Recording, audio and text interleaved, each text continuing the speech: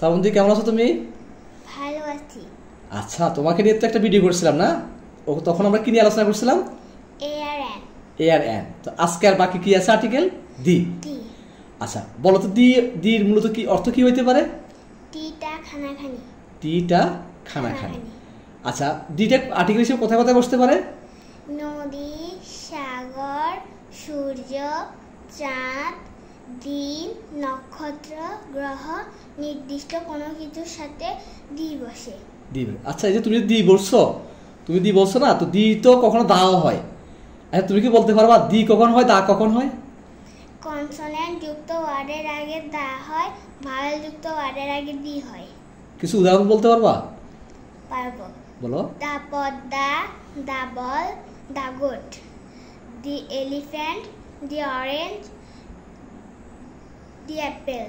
দি Apple, very good. ওকে, দিকের আগে কি বসে? দিক, ইস্ট, ওয়েস্ট, নর্থ, সাউথ, এগুলোর আগে কি বসে? আর্টিকেল। আর্টিকেল কি বসে? কি বসে? AN বসে। দি বসে। দি বসে।